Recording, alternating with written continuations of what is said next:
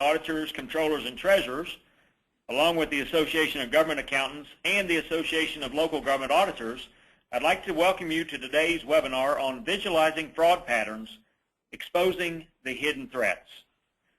My name is Kenny Pointer, and I'm the Executive Director of NASACT, and I'll be serving as your host for today's event. We're joined today by approximately 1,500 government accountants, auditors, and other interested parties from 133 different locations across the United States. As most of you know, fraudulent activities account for billions of dollars lost in insurance, banking, healthcare, retail, transportation, manufacturing, and communications industries each and every year.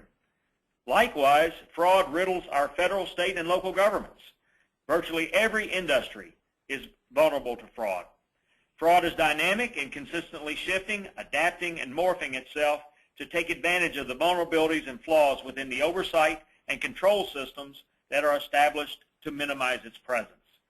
Flexibility remains a critical aspect for quickly responding to fraud patterns. Thus, it is vital to use methods and techniques to expose new patterns of fraud without having to reprogram, retrain, or reinvent the underlying systems. Often, there is no clear-cut right or wrong answer. Rather, an irregularity in the data, a variance in the values, or an inconsistency in the expected results that stand out as unusual.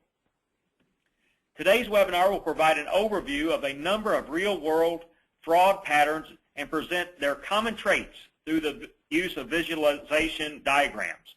You'll see how these patterns are found through common sense versus complex algorithms, and learn how new methods, derived content, and external data help expose new fraud patterns. We're very fortunate to have with us today Chris Westfall, Vice President of Analytical Solutions with the Raytheon Company.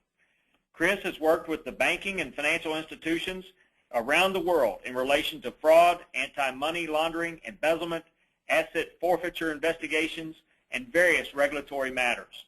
He's also authored numerous publications and several books. Today, he and his team at Raytheon support a broad range of organizations that include federal and state and local law enforcement, all major intelligence agencies, the Department of Defense, various investigative units, and large corporations on issues relating to fraud, compliance, risk management, data governance issues, and systems modernization. More information on Chris can be found in his complete bio, which was presented to you in advance of today's webinar. Now, following Chris's presentation, we will have about 25 minutes for live questions and answers. Today, as usual, we are allowing participants to receive audio through either their computer or their phone. And to ask your question, simply use the raise your hand function of our webinar software. Simply click on the hand icon that's located in the toolbar. Now, just remember, if you are going to ask your question live using your computer, please note that your computer must have a microphone for that process to work properly. If you prefer, and many of you will choose to do this, you can go ahead and type your question at any point during Chris's presentation and send it to us by using the Questions tab located in the webinar toolbar on the right-hand side of your screen. Chris will be using a PowerPoint presentation today, which you should be able to see on your screen now, and was provided to you in advance of today's event. Now, if you're encountering any technical problems at all, please give us a call. Our number here is 859-276-1147. Again, it's 859-276-1147. Before we get started, one final announcement. In order for NASACT to be approved by the National State Boards of Accountancy as a group internet-based provider of CPE, we have implemented some attendance monitoring tools for individuals. Now, this applies only to those participating in the event by yourself, going solo today. And I believe there are 41 individuals today participating. In order to verify your attendance, you'll need to reply to periodic requests that will be sent to you in the chat toolbar. Watch for these periodic prompts and make sure you respond. Your response will provide us with a written record, documented record of your attendance. Now, this is a new method, something we're trying first time today, and we hope that it'll be more efficient such that we don't have to interrupt and disrupt the presentation. So watch for those prompts that will arrive in your chat toolbar. Those attending as a group, you do not need to comply with these prompts. Your attendance will be confirmed by your room monitor. Individuals, we will be testing your attendance throughout the webinar, and obviously these internal controls allow us to comply with the NASBA rules for granting continuing professional education credits. We have a very full agenda today, and I want to express my gratitude to Chris for being with us, taking time from his busy schedule. And with that as a very brief background, let me turn the program now over to Chris Westfall. Chris, welcome to today's webinar. Thank you, Kenny. I really appreciate the opportunity to speak to the folks and provide some of this background information to them. So everybody that's on, thank you. Thank you for attending. And I'm going to go over some actual circumstances, patterns, and some real-world activities that I've been involved with over my years.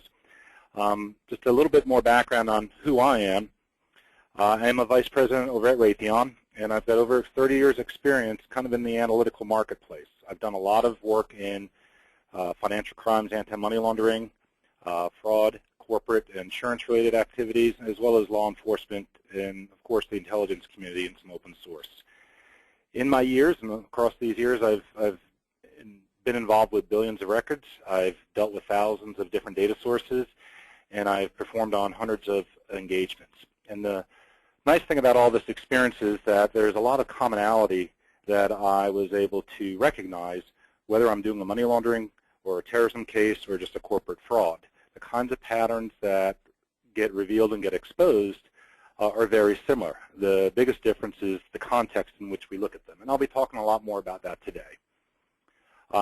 The images here are images of some of the publications that I do have, and certainly encourage anybody who wants to learn a little bit more. Obviously, the last publication was data mining here. That was back in about 2009. It's got some very relevant content in there. So to begin with, what I figured I'd do is kind of set some framework for what is kind of the estimated worldwide cost of fraud. And if you look at the 2011 numbers for the gross world product, we were just shy of about $80 trillion. That's with a T, trillion dollars. And you can imagine that in all the economies and all the activities that go on in this world, everything always has a little bit of fluff, a little bit of misrepresentation, explicit frauds. And there's a lot of different ways in which this can happen. You can see some of these things listed on the right-hand side here. Identity theft, advance fees, insurance frauds, corruption. These things cost real money. And so if you ask yourself, well, what out of that number, that $80 trillion, what is the actual cost of this fraud? And there's various percentages that you can find from different publications and industries, but pretty much it comes down to about 6.1%. So we are just around, or actually with today's numbers, we're well over $5 trillion with, let's call it compromised valuation on these kinds of environments. So small improvements and changes in the things that we do can have really big impacts on this kind of an environment. And certainly each different domain is going to have a different percentage associated to it, but this kind of gives us the context of what we're looking at. So I would love to say, what does a fraudster look like? What does somebody who commits fraud look like? And there's no database value that's turned on or off saying, hey, there's the guy that commits fraud. It'd be easier if we had that, but certainly it doesn't exist. And so the question is, how do we identify these kinds of situations? How do we identify the people committing these things? And the yellow star that appeared, the structures and the behaviors. The stuff that I've been doing over the last 30 years has been looking at data, figuring out how to exploit data, how to connect it together, and look at it differently, a lot of times through network diagrams, through link analysis, to understand kind of what are the patterns. How do people, how do objects, how do things interrelate to one another? And also then how do they sequence too? Because fraud is usually based on transactions where we've got claims, we've got submissions, we've got applications that tend to repeat themselves. And people who commit fraud will repeat it over and over and over again. So you have a behavior associated with that. So the goal is to look at these structures and behaviors and then to determine which ones make most sense. So there's a lot of studies out there, but I figured since we're talking about what does a fraudster look like, KPMG did a study in 2011, and they actually, on their own engagements, did almost 350 real-world fraud from 69 countries. So they looked at everything from North America to Eastern and Western Europe to Africa to Asia, and kind of broke this all down into their studies. And it's a good read if you got a chance. And this is specifically on white-collar crimes of fraud. And what they came down to is the typical fraudster is a male perpetrator, basically middle area, about 36 to 45 years old, and he commits his fraud against his own employer. So again, this isn't exclusive, but this is what the general consensus came down to be when they looked at these different situations. And a lot of times they worked in the finance function or in a finance-related role. So they had oversight of where the dollars were, understood kind of general what the processes were. And the reason why I say legal is lowest, that all the different groups that they encountered, all different studies, folks in the legal department had the lowest incident of fraud against their organizations. A lot of these guys hold senior management positions, so they know how the business operates. So certainly if you know how it operates, you know where the gaps are going to be. And a lot of them have been around for a bit of time, too. They weren't just new hires that came in, but they've been around for a bit of time. And a number of the frauds were in collusion with other perpetrators, often from somebody external to the organization. Right? So this is kind of what a profile would look like, again, in a white-collar situation than the ones that KPMG had looked at. And what was interesting about this, in the different regions of the world and how they looked at it, the average was nearly 3.5 years. I'm in a cyber products group, and we talk about when a company is compromised from a threat, from a cyber threat, an advanced persistent threat, we talk about dwell times. How long are they in the network? How long are they on your systems? And how long has that damage been occurring? And so the dwell time here, they broke it down by the different regions, that North America had the longest, and that was almost 5 years that the people were conducting these kinds of activities. And South America was a much shorter time. And of course, Asia and Africa and all those were in between, but those were the longest and shortest times. And beyond the systems that were already in place looking for the anomalies and the kinds of frauds, KPMG was able to break this down and said, based on the remaining types of fraud that were identified, you can see that whistleblowers were in there for about 10%. And they did a comparison based on 2007, and some of these numbers went up and they went down. Anonymous tip-offs, 14%, customer and supplier complaints, all right? So folks that are engaged with the company, 8% of them, third party, things like regulatory, investors, tax compliance, 6%. But the most interesting number here is that last one, accidental discovery. 1 in 7 of the frauds were discovered by accident. So unfortunately, there's no way to kind of improve that when you just stumble across something. How do we maximize that? Well, if it's just something that's accidental, it's kind of hard to improve those odds a little bit. So you can imagine that 1 in 7 frauds is just accidental discovery. Imagine what would happen if we started to improve our systems and our approaches and our methods to look at some of these things. So these guys take advantage of the weak internal controls because they know how the businesses operate, and basically they're in collusive relationships with other people to circumvent these controls. So the way I view the world and the things that I go after within the data sets, I tend to break things down into what I call common sense patterns. And this is kind of simplifying things, but in reality, this is how things happen. And what I like to say, if it doesn't make sense, it probably doesn't make sense. We need to take a closer look at it. If it doesn't follow anything that's justifiable or is normal, then again, we want to take a look at it. Seems unusual, too coincidental, too frequent, we'd want to take a look at it. Not everything we're going to see and not everything I'm going to tell you today, and I'll reemphasize this throughout the webinar, is that what I'm trying to do is to identify an outlier, to identify a pattern, to identify something of interest. What I'm going to say is that the person is not necessarily doing anything wrong. It's a circumstance we have to look at and justify and verify, why do we see this? And sometimes things will come out and it's okay, that based on the processes we would expect to see these things, and other times it will be, no, this shouldn't happen, we have a problem, we have to resolve it. So in saying that, there is no right answer and there is no wrong answer. We're interpreting the data in the context of what we do or the operations that we're involved with. So you can imagine a place like the IRS looks at things differently than, for example, maybe an insurance company, all right?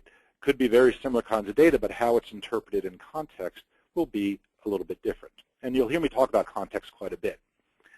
So I like to use a slide from one of the folks here within Raytheon.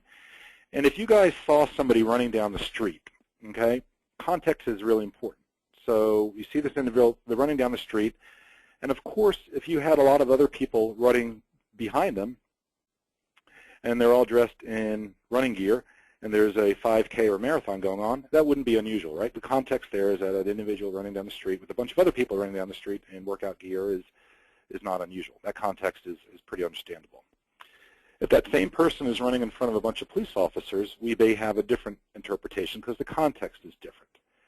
And as much information as we can gather on this entity, especially, you know, is he holding a gun? And if he is, hopefully he's wearing a policeman's hat as well. He's one of the folks that's running.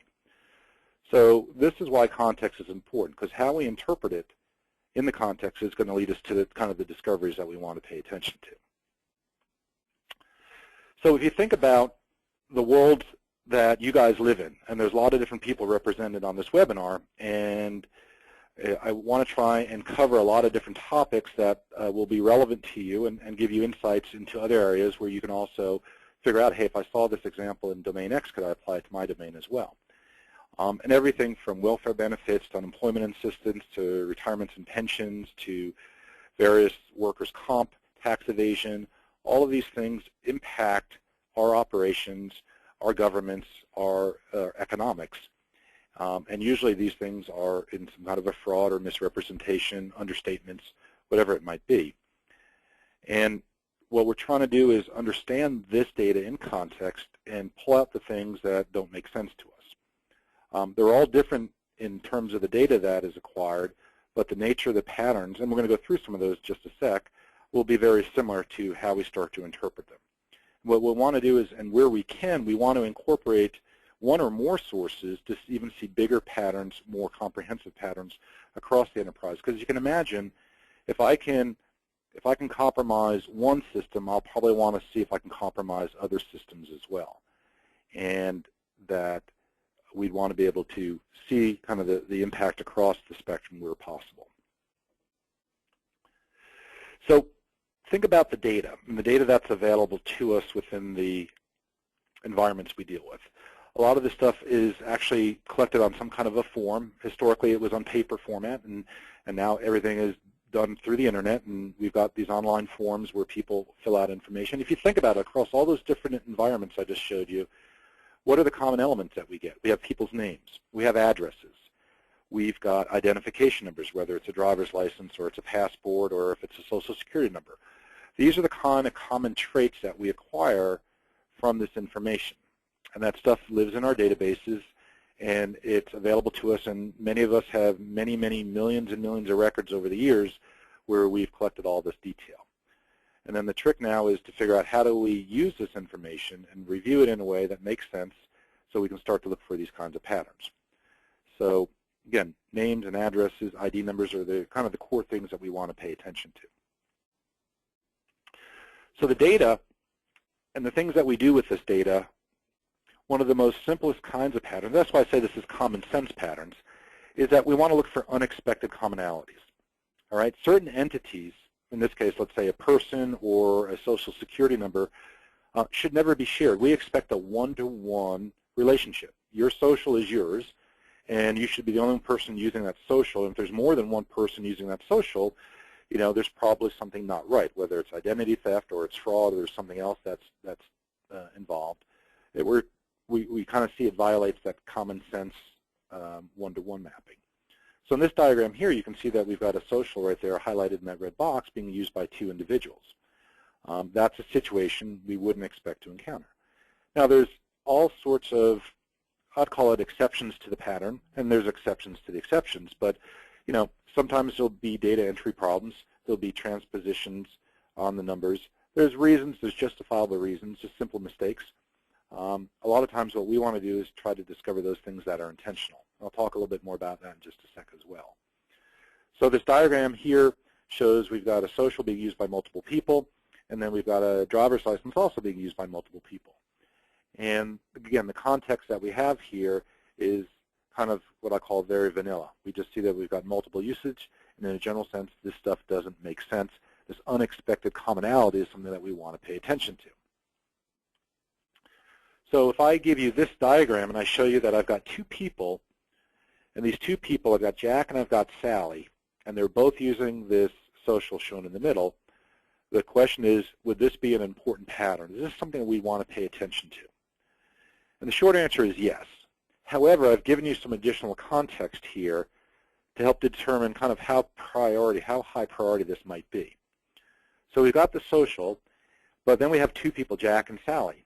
So the names are completely different. Obviously, one's a male, one's a female. If the names were similar to each other, then my interpretation might be a little bit different. But I've got two completely different people. Now, if it was Jack and Jackie, instead of Sally, we use Jackie, again, my interpretation might be a little bit different. I look at all the other details here, too. There's no common driver's licenses. There's no common phone numbers. And you see those addresses. Jack is in California. Sally's in New York. Right? They're very far apart from one another. If they both happen to be based in, let's say, San Diego, California, then my interpretation of this might be different. Okay? So the thing is, just because I've got a certain amount of commonality doesn't necessarily mean that I'm going to disregard everything else. I want to look at the whole picture. I want to understand everything about this. Now, we all know data quality affects things, and I can give a whole separate webinar on data quality issues and some pretty interesting and actually some funny examples of where data quality has affected analytics. And we know that, especially with numbers, things like 1s and 7s look alike, 2s and 5s look alike, 4s and 9s look alike.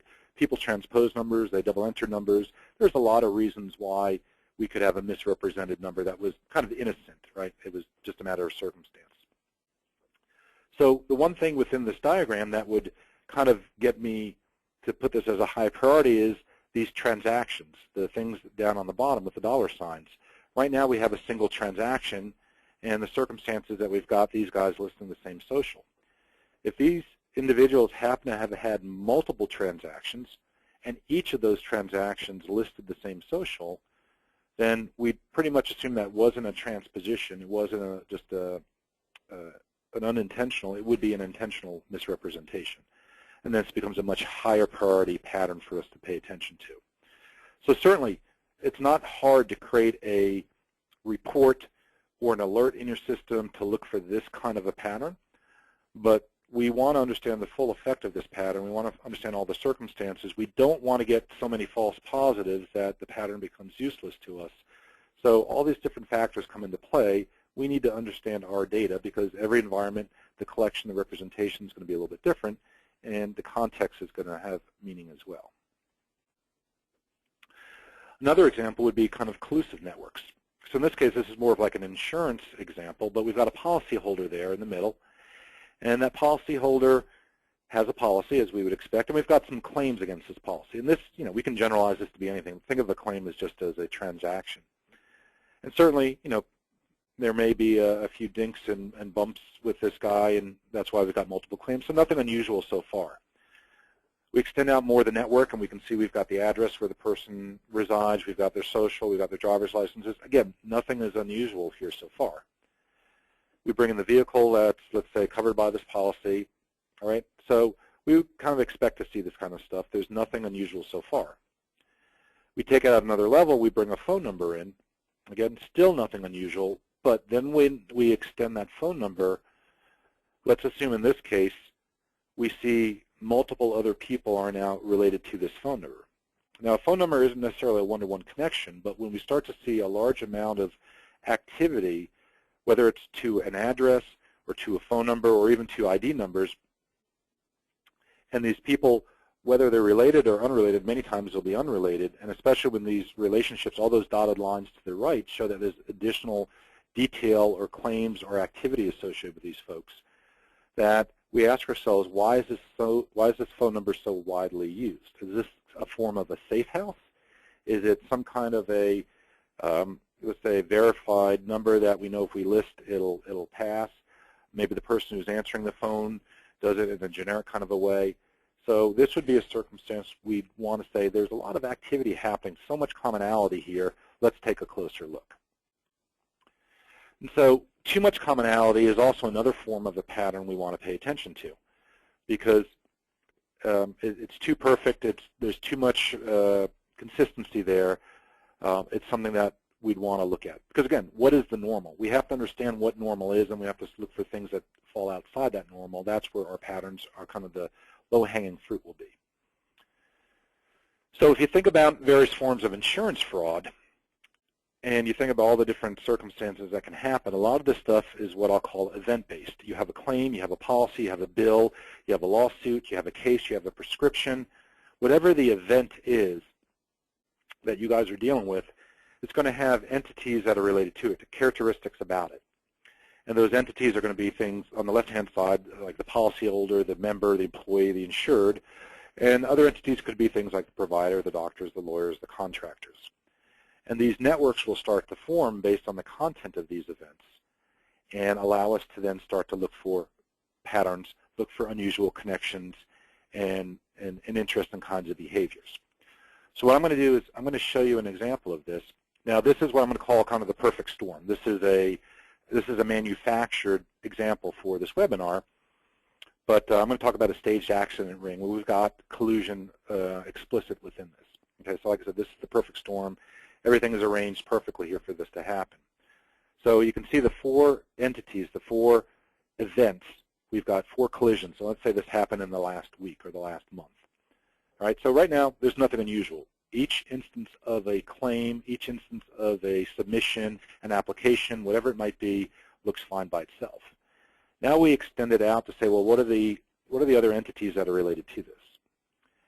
And you can see that each claim or each accident has two vehicles. But we also tend to notice now that there's something a little bit unusual here. This is a connected network, meaning that every entity in this diagram can be related to every other entity, because the commonalities there, those objects I just highlighted with those red squares, have been involved in multiple accidents in some way, shape, or form. Now, I haven't given you enough context yet to tell you what all of this means, but we've got essentially a structuring of the accidents that is going to have some meaning to us. So we take it out to another level and we say, well, let's see who the drivers are. And if you imagine each one of these claims independently, there's nothing unusual, right? I've got a person driving a car. This vehicle is involved in an accident with another vehicle with another driver, right? There's nothing unusual there, except that we start to have this commonality. So these drivers with these blue links, and now let me show you who the injured people are.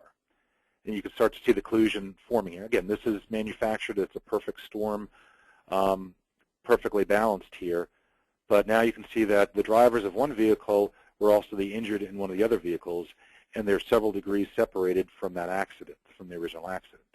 But when we look at it in context and the whole set of relationships, this is where the pattern becomes. If I looked at any one of these individually, I would never have seen this. But because I looked at them in collectively as a whole, this is where it starts to form, and I can see the pattern.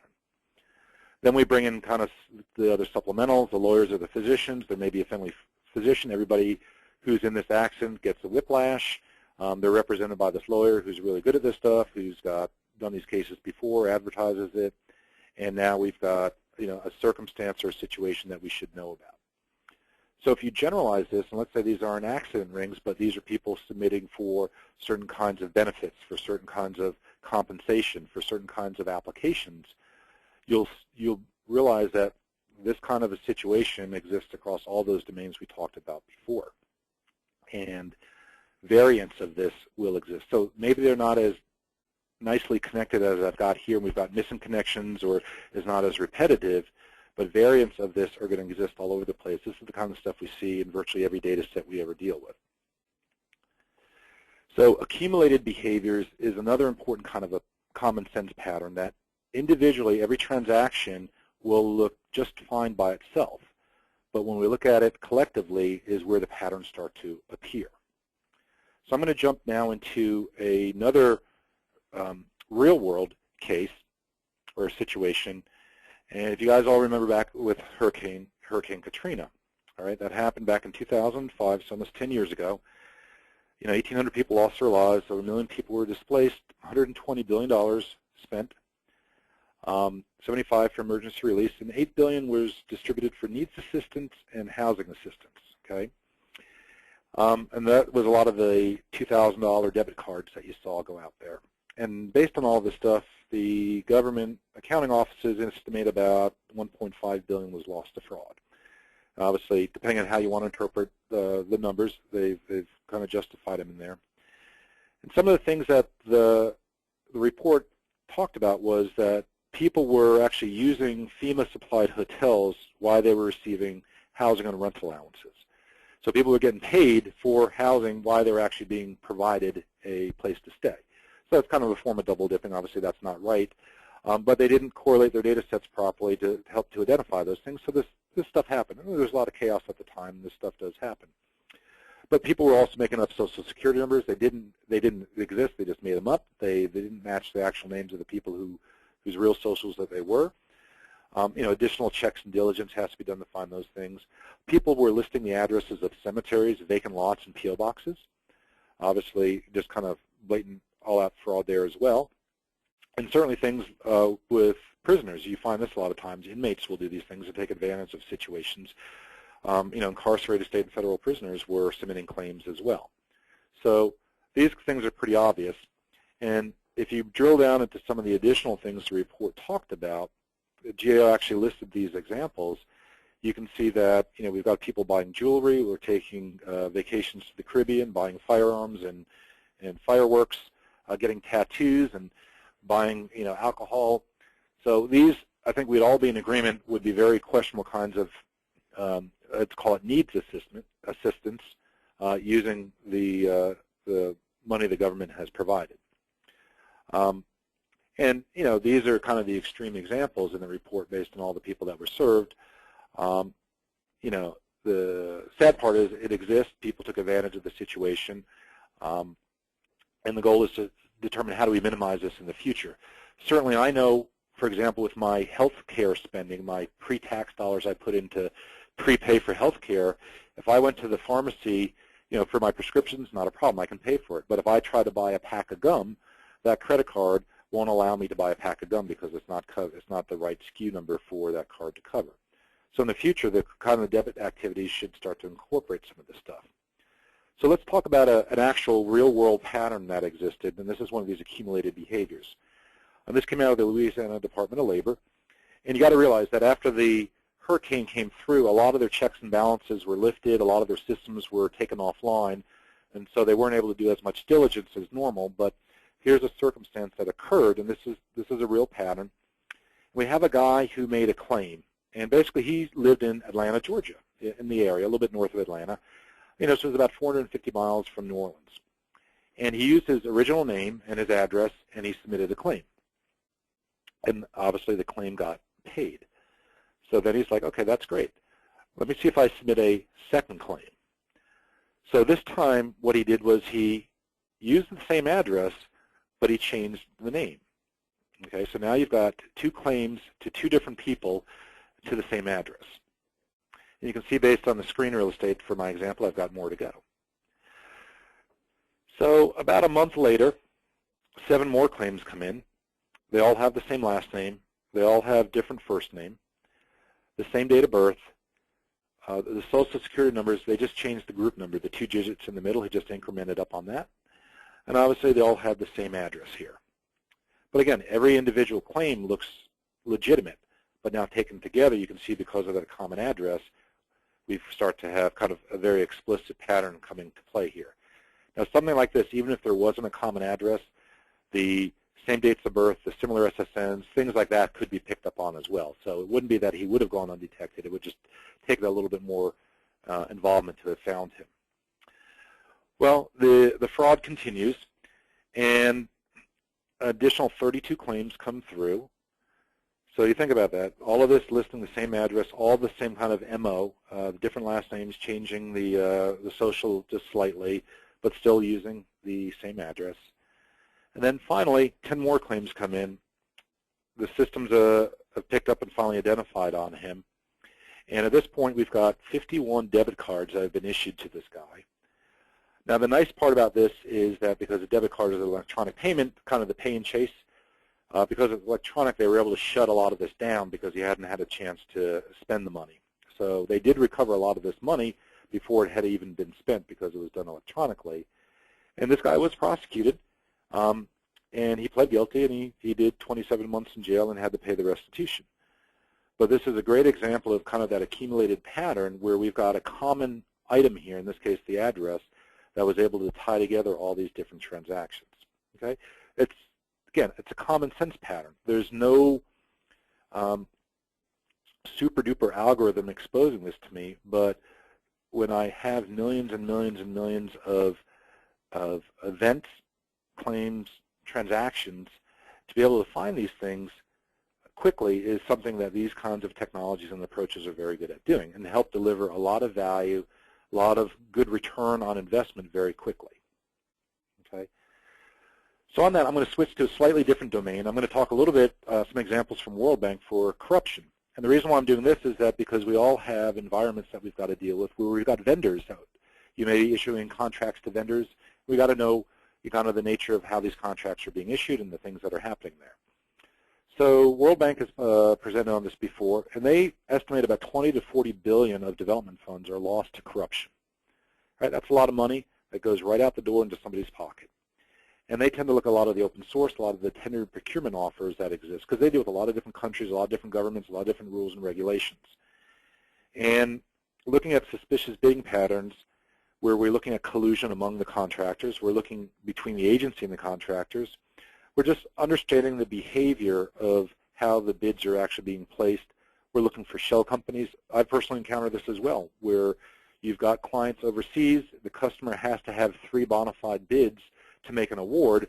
There are shell companies that are set up to submit a bid. It's not a legitimate bid, but it passes the criteria for having 3 submissions. And do business with debarred companies. We have those problems here in the U.S. quite a bit as well. So if I give you an example, in this case, the World Bank front company bidder, we've got all these different suppliers, and you can see the color, green is win, a yellow is loss, and then fault is a red. So you can see supplier number 1 is won a lot of deals and has a lot of activity. Certainly, in this case, supplier number 2 is faulted on every single submission that they have. So why is that? You can't stay in business if you fault on all your proposals. So is this really a legitimate company? Or is this just a front company that's set up?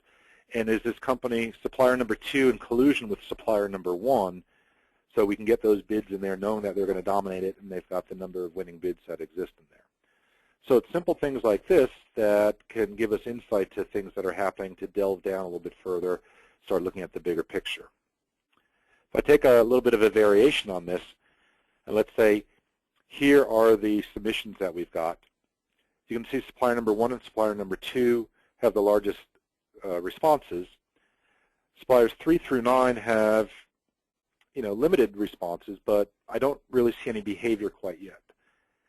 So I don't see anything unusual here, but if I were to take this and actually move it to a different representation where I break it down to the actual bids that were done out there, you can see every bid now, or every opportunity has 3 bids per project, with the supplier number 1 and 2 still dominating these submissions. So the question here would be, are suppliers 3 through 9 front companies? Are they just small companies? Or again, are they in collusion with these bigger companies to make it look like this is they're getting all the required bids in?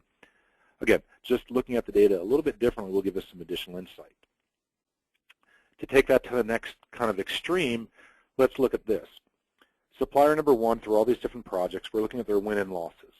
Okay, so one supplier, you can see a little bit about what they're doing. If I bring the next supplier in, you guys should start to look to see if you see a sequence in this data or if you see a pattern starting to appear. Right, the greens are wins, the yellows are losses. Let me bring in the 3rd supplier, and the pattern should start to become pretty explicit to you right now. All right, so I'll just simply draw what the pattern is there.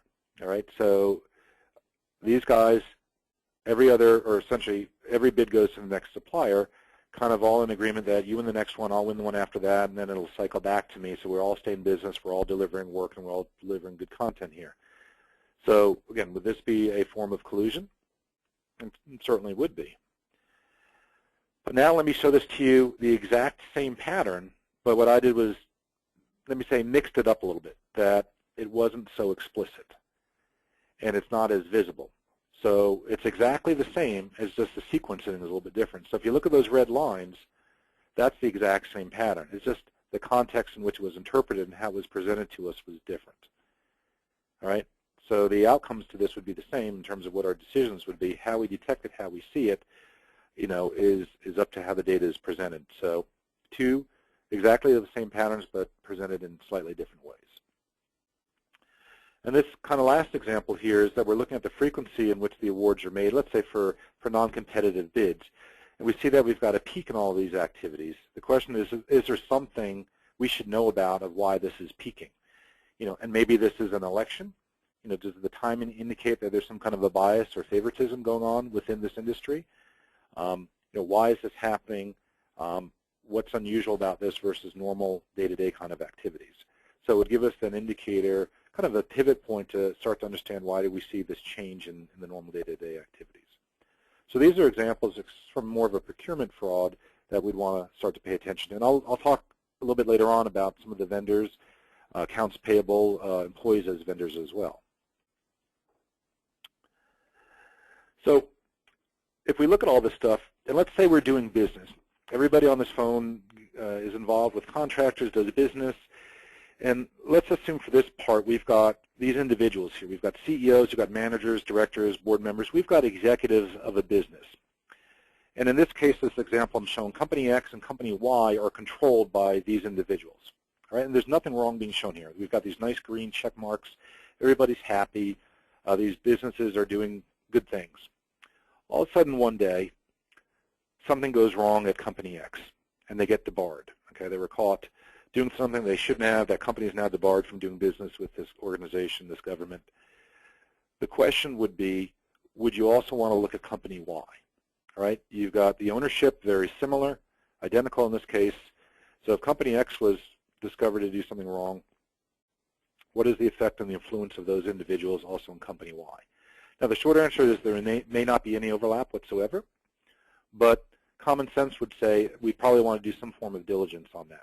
So we'd want to see the extent of their influence, whether or not they had any play in any of that, to see if these other entities that they're dealing with or touching, Company X, Company Y, Company Z, are involved. So corporations and contractors, healthcare providers, you know, retail programs, money service agents, you know, various merchants. These are the kinds of things we'd want to pay attention to. So if I were to show you a diagram like this, and just say it's a lot more involved, because when you look at real-world data, you get complex networks. And Company L there on the left-hand side, you can see I just flagged it up with a red star. Let's say that company did something wrong. That company has now been debarred. We can see that, in this case, this board member is associated to that company, but that board member is associated to other companies also. So kind of the fundamental would be we should probably take a closer look at those companies just to see if there's anything out of skew. And then I would also go on to argue that anything where we've got multiple touch points between corporations, essentially where there's somebody who's touching at least more than one of those elements, should also be reviewed as well. So the next would be the other board members that were highlighted and those companies as well. So we're essentially going 2 levels out to determine if we have any collusion going on there, because you know, certainly the circumstance may allow for that because of how the connections are based on this ownership. All right, so this is important because, you know, I know it takes a lot of time and effort to do this kind of stuff in the real world, but that's the kind of the nature of the effect of the things that we want to look at. And we'll come back to some of that in some of these other examples. Some of you are involved in Medicare fraud. In 2012, it was over 572 billion. So remember, we were talking about 6% fraud earlier. You know, estimating 3 to 10% fraud on this. Some industries are more fraud, some are less. But we're talking, you know, 17 to 57 billion dollars, and that's 2012 numbers. You can imagine the numbers today. And just as a comparison, out of 82 of the 183 countries ranked by the World Bank in 2006, basically half of them had a GDP over 20 billion. So that means that half the countries in the world, what we lose to Medicare fraud, misrepresentation, is more than the GDP for half the world's countries. That's pretty substantial. And that's just one of our programs as well. I think Social Security last year did $850 billion. So you can imagine all these different programs we have, small improvements in fraud detection will yield huge dividends. And the things that we would look at there are going to be things like excessive claim behaviors. So the diagram there with the red spoke or the blue spokes coming out of it, in the middle of that, the entity in the middle of that, that's a member, or in this case, a patient. And all of the entities that surround it in that circle are the providers, the doctors. So this one person, this one patient, has been seen by over 40 providers, 40 doctors, and the thickness, those blue lines, are reflective of the proportion of claims that were made by those providers. Because remember, this patient's going, they're seeing a doctor, the doctor is billing for that information or for that service. So thicker lines mean more services were billed for, and repeated, obviously repeated or frequent kinds of claims. So you can see that there's certain providers in there that have a larger occurrence of claims. And so we can interpret this one of two ways. We can say, hey, this person really has a lot of health problems, and maybe we put them in a special program or to do special things with them. Or maybe there could be collusion among some of those providers where we've got thicker lines. Again, we'd have to look a little bit deeper to figure this out, but we can interpret this in a number of different ways. The diagram on the bottom is an extract from what I call a temporal grid, where we're looking at behaviors. And basically, it's kind of a heat map. And this heat map is showing us where we've got multiple claims being made on the same day. So the larger kind of the column that's sticking up, and this is a 3D kind of a diagram here, the more claims that have been submitted. And so what we're seeing here is that we've got a knee injury that resulted in over 100 individual claims for this one member, this one patient. And you can see it roughly covers about a month's worth of time. And not quite every single day, but there's claims being made quite often. Now, this could have been the result of a horrible car accident where the person's knee got all torn up and they need all sorts of reconstructive surgery, and this would be normal. Or it could be completely abnormal. This is just excessive amount of claims being made because it's being padded by somebody who's committing fraud. So kind of what I expressed a little bit earlier, we have to understand what is normal. So when we see a knee injury, when we see this kind of a claim being made, is this normal based on prior experience we've seen with this kind of information, or is it an exception? And then from there, we can then make decisions about how do we want to treat it, what's the priority, and so forth. Other kinds of things, questionable connections. Especially in the medical world, when you're dealing, and we'll talk about this with some prescription drugs in just a little bit, but if you're dealing with opiates, you're dealing with narcotics, pain medications, you have to have a DEA number to write the prescriptions. So one of the simplest things to do is just to validate that. And I'll talk about metadata toward the end of the presentation, but DEA numbers can be validated. There are check digits in there. I can determine, does this doctor actually own this DEA number? And here's an example. I've got a number of doctors that have commonality. 2 doctors using the same DEA number is just like 2 doctors using the same Social Security number. It shouldn't happen, right? There are one-to-one mapping. Then you also see the guy in the right-hand corner of that upper display that there's one doctor using multiple DEA numbers. That shouldn't happen either. So we've got circumstance here we want to pay attention to, but just doing some metadata calculations is providing that pattern to us. In the diagram below, this comes back to the example I was talking about with the World Bank, where if we have common utilization of an address, of a phone number, of a fax number, you notice a lot of doctors will operate out of a common suite, and they may have the same phone number listed. You call in and you just get directed to their particular office. So if I found one of these doctors had committed fraud against the program, would I want to look at all the other doctors or not? And the answer will be depends. Just because we have one bad apple, do we want to review them all? And that would be a matter of policy and circumstance and the nature of the kind of frauds that were committed. And so these are the kinds of things that we want to pay attention to. And this stuff exists virtually in every database we always see. There's always some kind of commonality which we'll want to interpret. So now if I get into some other forms of analyses and more behavioral kinds of things, here's an example where we've got claims, the number of claims, and the number of members that were represented by those claims And I just picked an ICD-9 description of laboratory exam. And you can see on the right-hand side are the provider identifications. And if you look at this and you look across the claims and the members, you should quickly see, or hopefully you'll see, that there's a little bit of an anomaly here. All right? Most of these numbers you're looking at, the top number there, 75 members for 825 claims, 70 members for 819 claims. As you go down, you'll see that this one right here in the middle, we've got 9 members for 576 claims. So the volume of claims is consistent with what some of the other laboratory exams are for these providers, for these doctors, but the number of members that are being exposed here is vastly different. And again, this isn't rocket science, but we're just doing a ratio analysis. So where everybody else, we've got generally about an average of a 10-to-1 claim per member. This particular provider has 64 claims to 1. So what is normal here? Normal is 10-to-1. I wouldn't have seen that unless I ran this query. The anomaly is this guy sticks out with 64 claims. So if I were to take these 9 members and look at these 576 claims, this is what it would look like. And what I'm showing you here is that each one of these grids represents each individual patient, those 9 patients. And each little blue square, little blue diamond, represents one or more of the claims. The lighter the blue, if you can see the color distinction, means more claims are being submitted.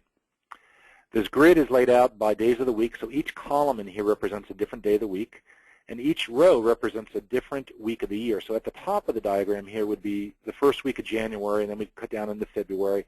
By the time we got all the way to the bottom, we'd be down in December. Right? So you can see the claims, in this case, a lot of them are right around the middle of the summer time frame. And I don't know if you can see the pattern. Some of you may see the pattern, but I'll make it a little bit more explicit for you. I'm going to rotate this diagram slightly. And now what you can see is that we usually have an event that occurs initially, and then some time passes, a follow-up, and then a whole sequence of activities, followed by some additional time that drops down. Each one of these patients shows the exact same pattern. You should be able to see that now. And if you can't, let me flatten this back out and actually draw that pattern on there. That's what the pattern looks like. All right? So now the question here is this normal? Right? Is this the nature of what you do for this kind of ICD-9 coding? And it's exactly identical. So are all these patients getting the same treatment? Are they actually being treated for their symptoms or for the stuff that's being done exactly the same or differently? Is this doctor proving that he knows he can acquire 64 claims for every patient if he submits it in a certain way, regardless of whether or not the work was performed? All right, so this leads to a lot of questions about what do we've got here. And again, the context is going to be very important. Now, I am not a medical expert, so the subject matter expertise, what we're able to do is identify we've got a pattern here that is anomalous compared to the others. We would then need, obviously, a domain expert, a subject matter expert to say, oh, that would be normal. I know this is very unusual for this kind of a situation, right? So domain expertise certainly comes into play, but initially spotting some of these things based on the structures and the behaviors is where the technologies can really come into play. So I talked about the prescription drug monitoring program. Prescription drugs, at least for Medicare, were over $250 billion in 2012. And virtually every state, Missouri is the only state left, and they've got pending legislation, so this will be, we'll have all 50 states covering this stuff. But basically, Schedule 2 through Schedule 4 controlled substances that pharmacies dispense have to do these PDMP programs.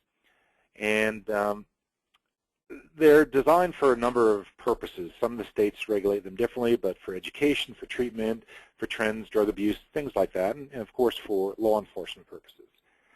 So when you start to look at this and you break these things down, and these are just an example of the few circa about 2012, Michigan does about 15 million prescriptions annually under this for the Schedule 2 to 4s.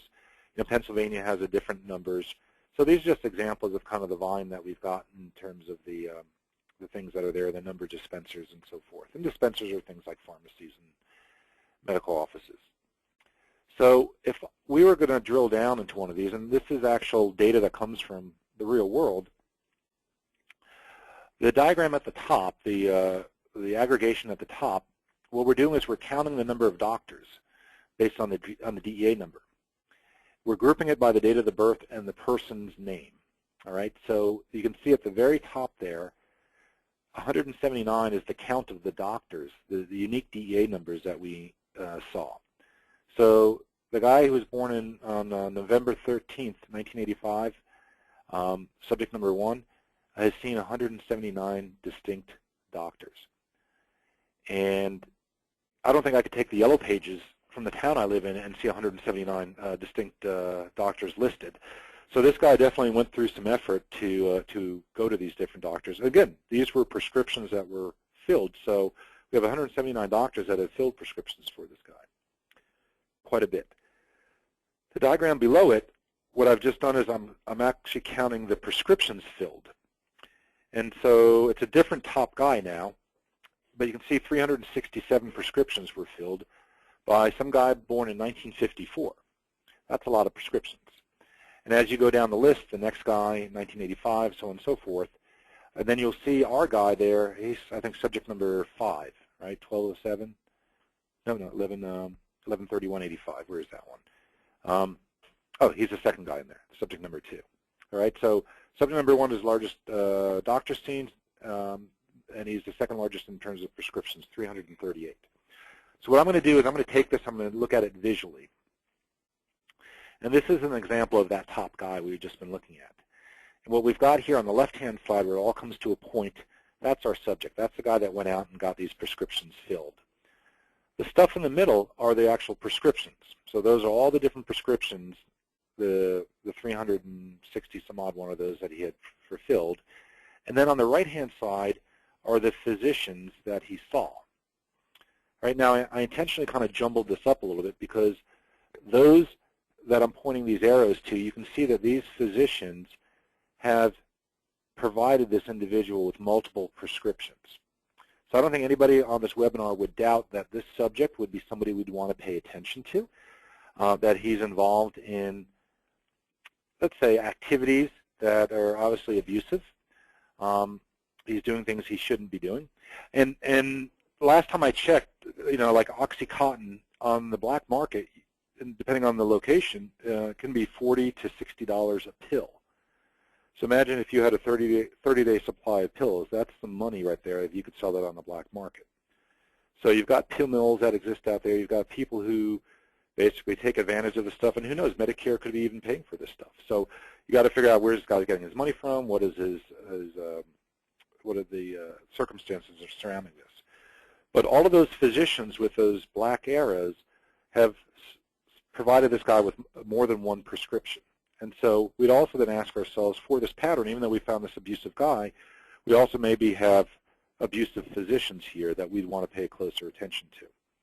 Right? So it actually gives us, the byproduct here is it gives us additional targets for the physicians that may be involved in an abusive situation, or maybe they're getting kickbacks.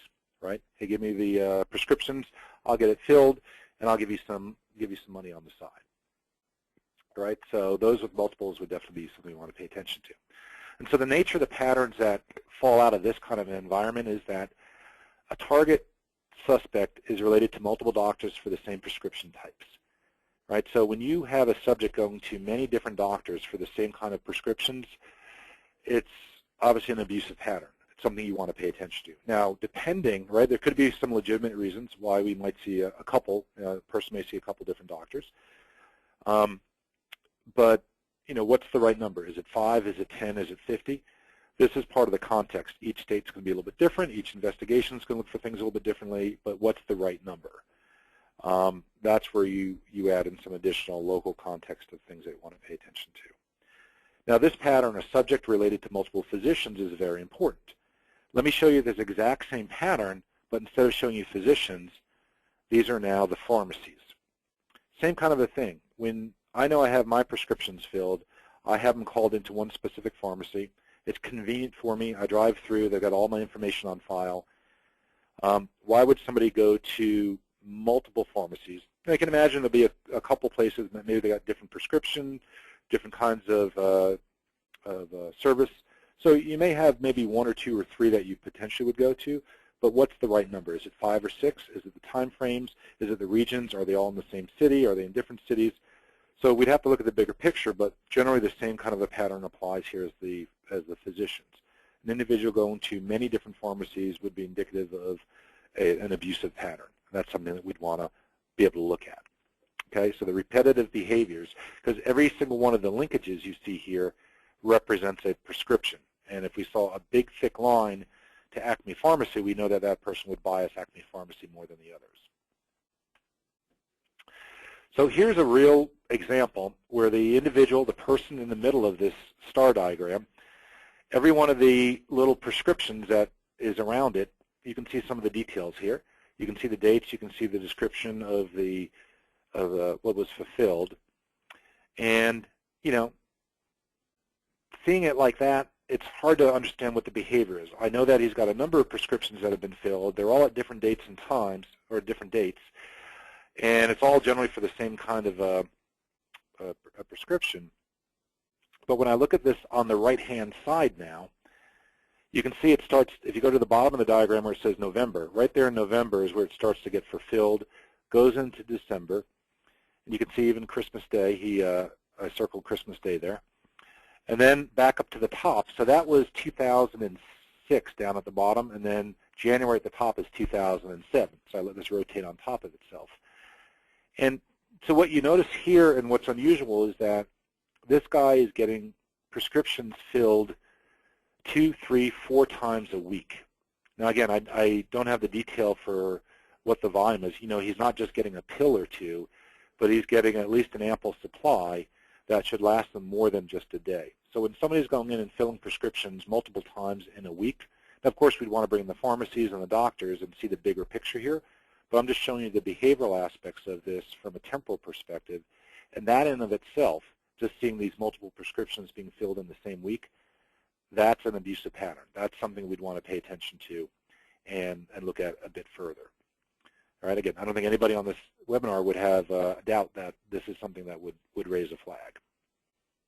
All right, so the behavior there with the connections kind of all comes full circle. Of course, we'd want to see the bigger picture as well. So let me kind of take this similar concept and jump back into an accounts payable when we're reviewing the expenses for individuals. And in this case, what I've got here is I've got payments that I'm looking at. And when I look at these payments, I've got them sorted by the payment amount. And you can see that at the top of this, we've got an employee. And the employee, and again, this is stuff that you guys probably do regularly. This is not a, you know, this is not a super duper kind of a pattern. It's a basic, you know, kind of check in a data set here.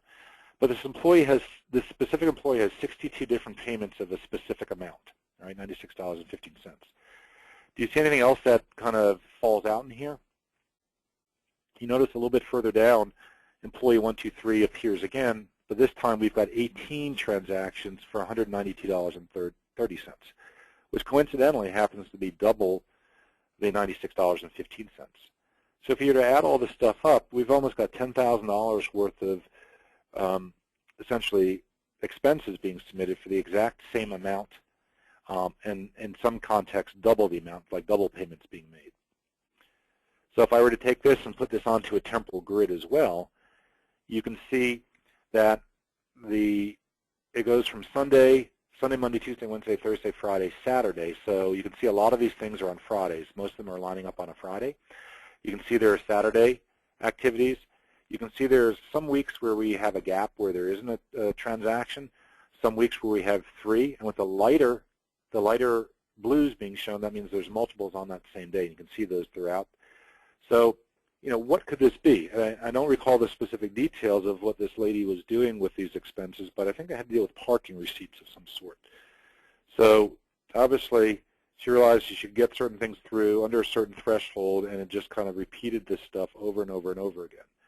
So the activities here, because of the ways in which this was done, the volumes, the frequencies, and the repetitive behavior, again, this is something we'd want to pay more attention to, get down to the specific details.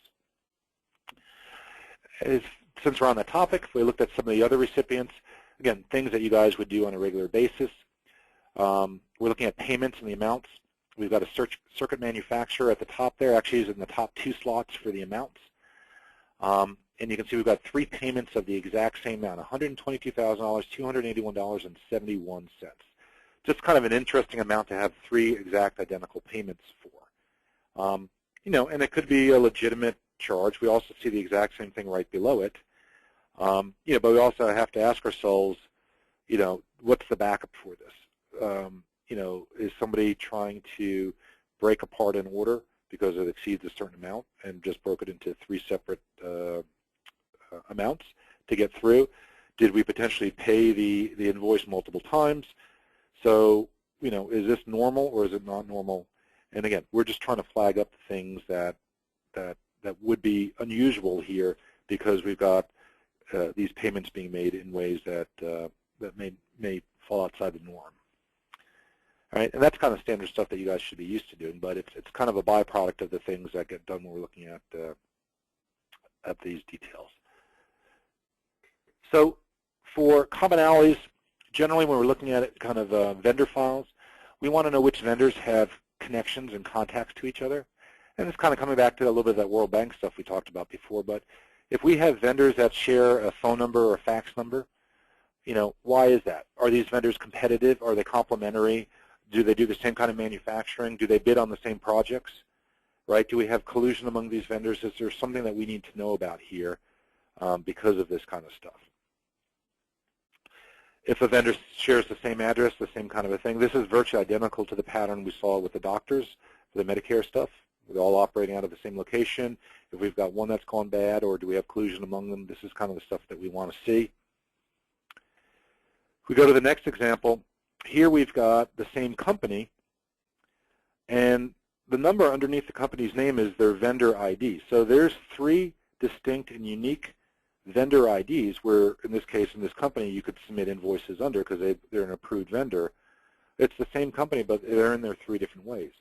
And in this case, it's at the same address as well.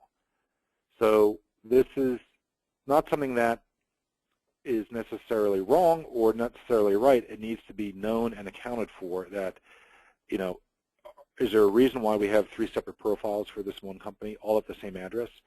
And certainly if you had a vendor that was in the East Coast or West Coast or had a specialty or had different divisions, this could happen, and it's kind of common. But in this case, why do we have this? Do we know about it? And do we have a justification for why this is in here? And if not, then we should clean up the data. We should deactivate all the ones that are not used or what aren't the authoritative representation here. So that's something you can quickly see in the data, and especially because we've got variations on the spelling, variations on the representation. A lot of times something like an address or a phone number can be the thing that ties this stuff together.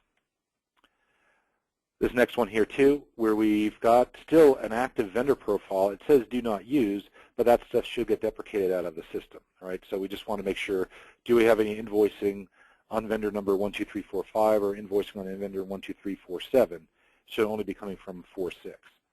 Little quick checks like that can expose a lot of different concerns in the data set. And this next diagram, again, it's sanitized data, but comes from a real-world situation where in this company's vendor profile, we looked at the organization, and all those places where the little org chart appears were all variations of the same company. All right, so this wasn't East Coast, West Coast. It was all the same company's name, but the company was in there spelled differently about a dozen different ways. And because each of these was set up as a separate vendor, right, so each of those dozen different representations had different profiles, had different amounts, had different approvals, had different, all sorts of things going on there. So you can imagine if you're trying to conduct an audit on this stuff, how do you figure that out, right? Hey, I sent a check to XYZ company. Oh, I don't see it in there, or no, here is actually XYZ company LTD, or no, it's at the one in the Massachusetts address versus the Connecticut address. So this is an example of kind of real-world variation on data. And as I mentioned earlier on in the webinar, I could spend a whole different webinar just talking about data quality issues and how they impact analytics. But this is a good example of something like that. And this is common. So most databases, or I could almost say, I could virtually say all databases I ever see has this kind of variations in it. It'd be nice to see a perfect data set, but I have yet to see that. Then one scenario where, let's talk about an employee as a vendor. So the address here, 123 Main Street, XYZ Incorporated, and 555, all come out of the vendor data set. All right, that's one data set. But now Smith, employee number 123, and 555 come out of the employee files. Because we've got a common phone number there, we now can ask, is this an employee as a vendor? Is this a circumstance that's been disclosed? Is it a known situation, or is it something that, we don't know about? And of course, this person could be offering products to the company at a rate because of insider information. He could be getting special perks because of that. So again, something that can be exposed very quickly from looking for this commonality that, it's not good, it's not right, it's not wrong, it just needs to be disclosed that we've got this circumstance, and then we can make a decision about what it truly means. So here's an interesting activity. When we looked at essentially active employees, people who are still working at the company, and then historically people who have been terminated. In this database, we also had people who were both terminated and active. They're down in the lower left-hand corner there with the question marks on top of them. So for all intents and purposes, we treated them as terminated, right? And then we had one person who was on maternity leave, so they were in the system as leave. So what we did here is just to understand kind of what the health of our company was to determine, do we have any, I'll just call it a threat, somebody who might be disgruntled, somebody who we may want to pay special attention to because of things that may have gone on. Do we have anything that might exist here? So what I'm going to do is I'm going to take everybody and I'm going to expand out their network. And in this case, I'm just going to simply show the addresses that they live at. So what you're seeing is all of those people we just saw, and we've extended it one level. You can see there's pretty much a one-to-one. The majority of this diagram you're seeing are a person linked to an address, a person linked to an address. In the upper left-hand corner with this yellow highlight bar, these are multiple connections. In this case, it's an address where we've got multiple employees linked to it. So that's what we're going to look at. That's what I'm going to zoom into. So the interesting thing here is that the normal is one employee links to one address. The things that stand out are the stuff in the upper left-hand corner. So let's take a closer look at that. So the first network we've got here is 1234 Maple Avenue, and we've got 3 people, and if you notice their last name, and this is why context is important, all 3 have the same last name. All right, so they're related, they're at the same address. Now I don't know, are they brother and sister, husband and wife, father, daughter, son, mother? Don't know what the relationships are. And if you notice 2 of these, because of their exclamation points, are terminated, and 1 is still active. So the question here would be, do we need to be concerned about Julie, the active employee, because she's related to 2 prior terminated employees? Now the thing is, you don't know why they terminated. Did they go back to school? Were they let go for cause? Did they retire? Right? That's important context that we don't have here. So without that, certainly Julie becomes of importance to us because we want to make sure that she's not just being influenced by people who left because they're disgruntled. Okay? And just a very simple check, but these are the kinds of things we want to pay attention to. The next one is we've got 2 people whose last name are Lee, and then a 3rd person who was terminated who has a different last name. So the thing is, are they related? Is the person renting a room from these guys? Why do we have this here? A little bit of less of a concern, but something I'd want to pay attention to and understand the circumstance there. The next network, we've got 2 people. We've got 2 different last names. And if you notice the address there, because when we constructed this, it's based on the address, and you can see 2 apartment numbers exist in there, number 415 and number 718. So even though they're in the same building, they live in 2 different apartments. Now, of course, I'd have to ask myself, was there any influence? Did they carpool in the morning?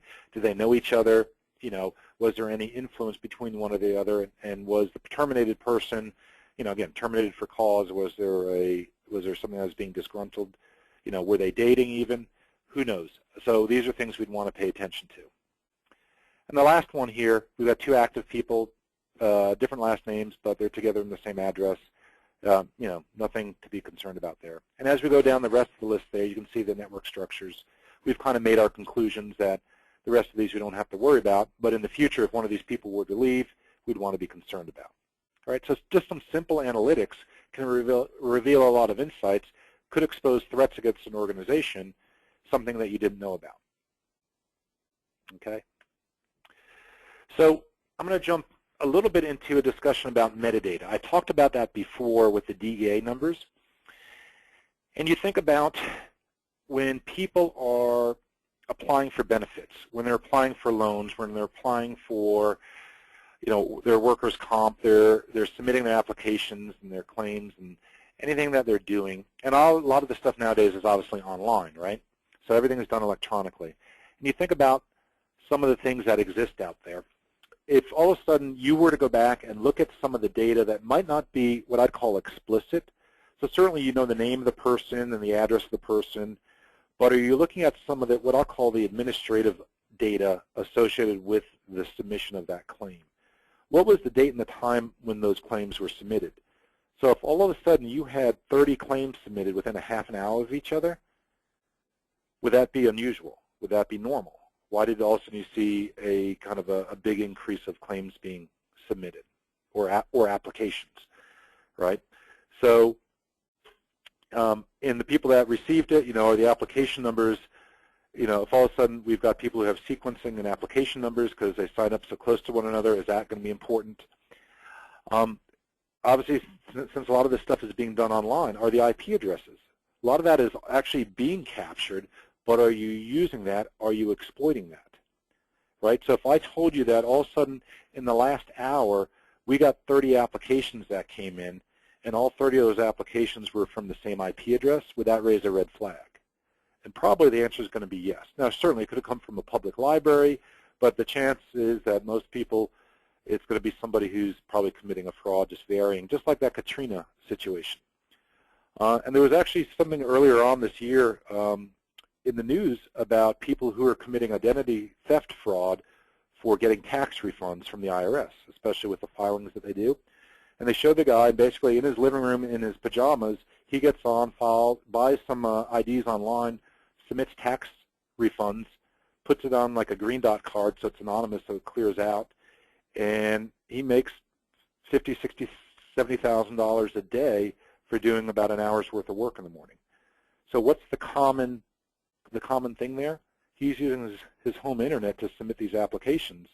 So we would want to look for that as a common element, a common thread to flag up, hey, these claims or these applications are all interrelated because of that.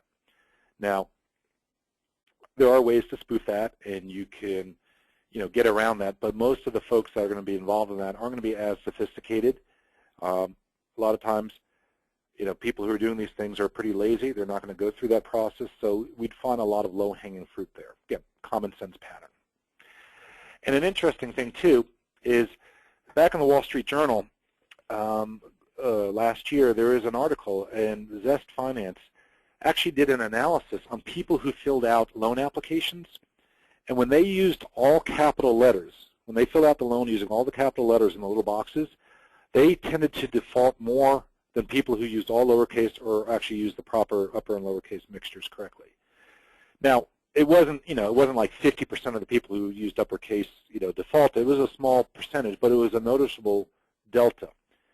And certainly you're not going to reject somebody just because they fill out an application all in uppercase, but it was one additional dimension that basically was a risk factor that you could bring into all the other indicators that you might have to say, did we see this, yes or no?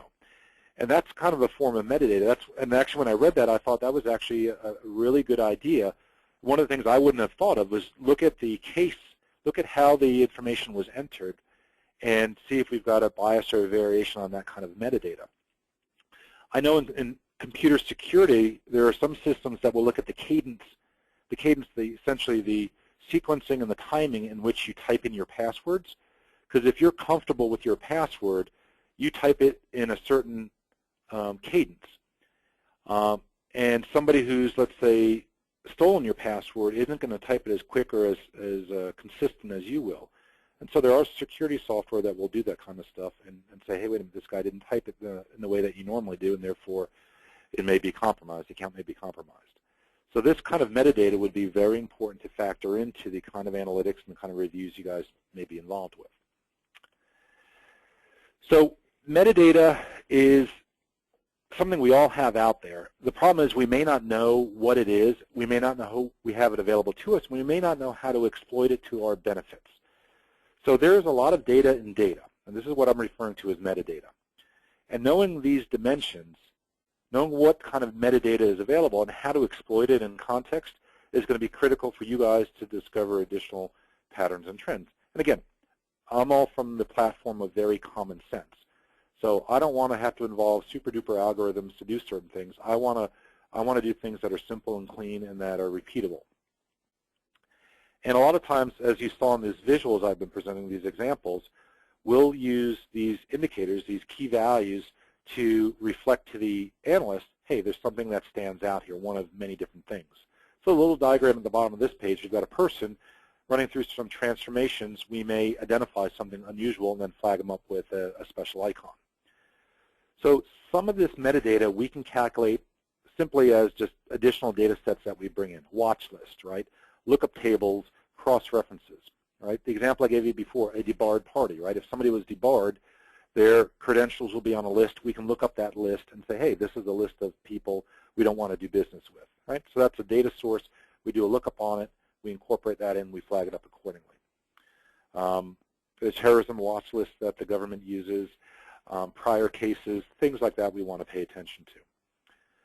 Some are also heuristics. So we can perform an algorithmic transformation, an algorithm, a calculation of some sort to produce what the output should be. Right, so the combination of data sources and heuristics, we can produce a lot of metadata and take advantage of that. So one example, you saw me using a lot of this before with the temporal grids. I'm looking at behavior of the sequencing when the events occur. And if the events don't occur in the right sequence or don't look correct to me, there's too much of them, there's too much, or not enough time or too much time in between events, that pattern in itself might be of interest. So if you think about all the metadata associated with a date, there's a lot of stuff that we can calculate, days of weeks, weeks of months, days of quarters. Today is March 26, 2015. We also know that today is a Thursday. It's not a holiday. March 26th is not a holiday. Therefore, banks will be open, right? And if banks are open, financial transactions can occur. So there's metadata, even about metadata, depending on how far out we want to take some of these things.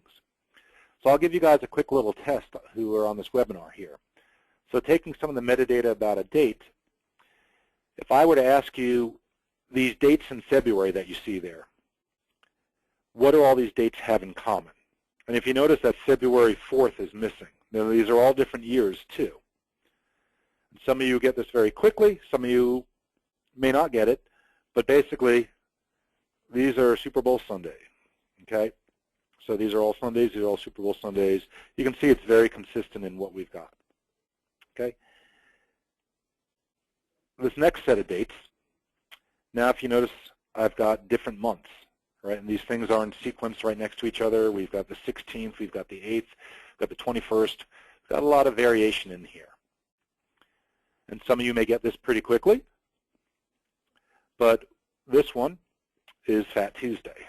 And of course, that's based on when Easter is going to happen, but it changes from year to year based on a manner in which the things fall. Then finally, this last one, if you notice, I've got different months. And as the years progress, those months get earlier. And this is a form of a Ramadan, where Ramadan doesn't follow the solar calendar. It's shorted by about 10 or 11 days a year. So that's why you see that. And eventually Ramadan will be in January. So the nature of understanding metadata, calculating it, and then factoring that into your analytics is going to be very important. And simple things like this could have a big impact on the kind of stuff that you can find. So we do a lot of stuff with Social Security numbers. I'm sure you guys do as well. And just even knowing a little bit about socials, and some of you may already be doing these things, but there's a lot of things that we can deal with. So there's almost about 500 million numbers that have been assigned. There's certain numbers that are not valid. So if there are zeros in the sequencing, that's not a valid number. And social will not start with a 666, obviously for certain reasons. Up until June of 2011, there was an algorithm where Social Security numbers could be validated against what we call a high list. And when there was an algorithm based on odd and even numbers and a published list. And if you just made up a Social Security number, there's a chance you would not get that right because the algorithm would fail because there was a way in which it got produced. So just very similar to the way a credit cards use what we call a Loon formula, where they've got check digits built in. A Social Security validation check had an algorithmic way to validate it. And up until 2011, we were able to do that reliably to determine if a number has ever been issued or not. Now, after this date, they are assigned randomly, and eventually that algorithm will no longer become, I'd call, deemed reliable. But most people who have socials today get them earlier on in life. So if we've got invalid socials or ones that have been generated randomly, sure, I may get a false positive on that. I'd rather do that for the next couple of years to get a few false positives than let the ones go that are not properly assigned. There's also a data set called the Social Security Death Master Index. You probably know about that. It's about 95 million records. You get it from Commerce Department, and it has a list of all the dead people on it. It's not a perfect data set, but certainly being able to cross-reference to know if you've got a dead person. So somebody comes in and says, hey, here's my Social Security number, and it turns out it's to a dead person, well, something we'd want to know.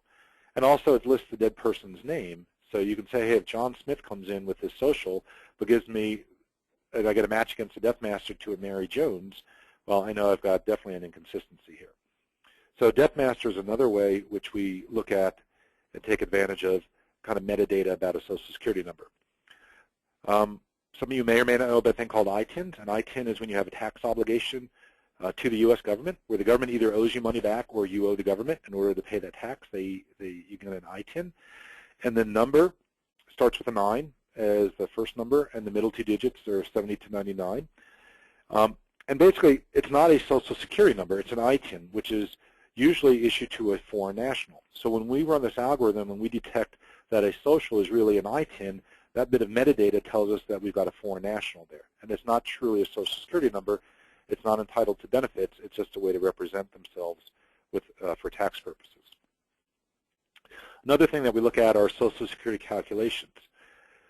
Using the algorithm before, when we did the validation checks, we generally knew when the social was issued, essentially generally to what decade. And you can get a much closer resolution, but for us, decades were close enough. And also the general location of where the number was issued. So what's interesting is if you have somebody who's presented a social, and that social should have been issued to somebody back in the 60s, and let's say they're filling out a new application for disability or benefits or some kind of an application, and their date of birth is, you can see the example here, 1995, but are using the social of a person that should have been issued back in the 60s, that inconsistency right there could flag the person as high risk. You could then say, wait a minute, something's not right here. I've got an inconsistency. Let's take a closer look at that. Let's put to a secondary inspection. Right, and then there's other things out there, number of verification services. A lot of times we'll look at previous cases. We'll look at checks against, prior, in this case, frauds or where we had problems before. Just look at those data sets as well. So there's a lot of things you can do with the social. And then I'll take you to one other one, which is driver's licenses. And depending on what state you live in, and not every state does this, but there's a number of them, driver's licenses have encodings.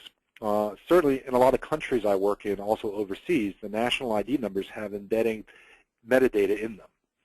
So on this sample Illinois driver's license that you see in front of you, that number, that D400-7836-2633, is the actual license number. And the way it's comprised is as the first character, the initial of the last name, that's where the D comes from. So this person's name on the card, their name is actually Sample Card DL. So their last name here is DL. And so that's why this card starts with a D. Okay, and then we fill in the rest of it with a soundex, so it gets a filler D400. We then move the first name, because it's sample with an S, that encodes to 780, middle initial C, that's a 3. We add those together, we get 783. So right now we're tracking with what the number should be. Then the next two are the year of the birth. And then the next numbers are the Julian date. And when we add a 600 to it, it tells us it's a woman. And if it wasn't, it would be a man. So from the driver's license number alone, knowing it's an Illinois driver's license, I know that we've got the correct name, I know we've got the date of birth, and I know it's a female. So imagine if that driver's license number was used in a different circumstance and any of those dimensions didn't match up, we'd have an inconsistency.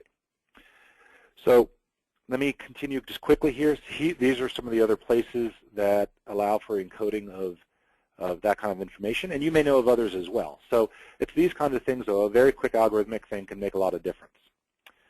So as I get kind of to the end here, we've got many, many, many, many ways in which we can do reference and source checks.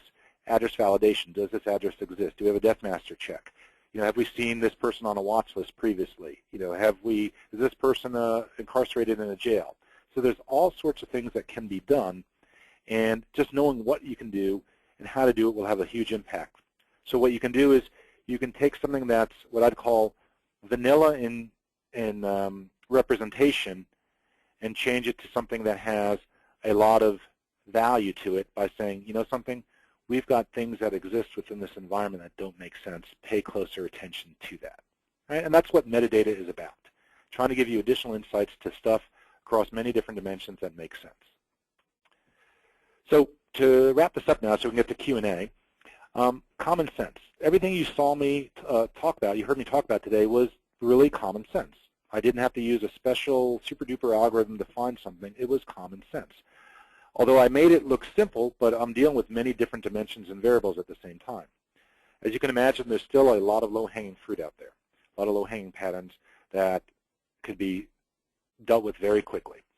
Combining sources often yields a lot, let me say bigger patterns, more comprehensive patterns. So where you can incorporate multiple sources, it's certainly going to give you better kinds of patterns. We, again, don't have to be super sophisticated on the technologies that we use, and there's a lot of good products in the marketplace, but sometimes the simpler approaches also work quite well. We want to focus on behaviors and structures, build on experiences, right? Part of why I can do a lot of things that I do is because I look at data from a generic sense and I incorporate all the other domains I've dealt with, because I'm not just only looking for X, Y, and Z pattern. I'm looking for dozens and dozens and dozens of patterns, but in a context that makes sense. And we certainly want people to share results with other organizations because that helps lead insights to what's going on, and then ultimately kind of think outside the box, think differently. So on that, we're going to go ahead and get to the Q&A session. So I'm going to pass this back to Kenny and let him take this back on. All right, Chris, thank you so much. You've certainly given us a lot to think about, a lot of good examples. We are at the appointed time for our Q&A. Let me just recap and refresh you on asking questions. As normal, we're allowing participants to receive audio today through either their computer or their phone, and you can ask your question either way.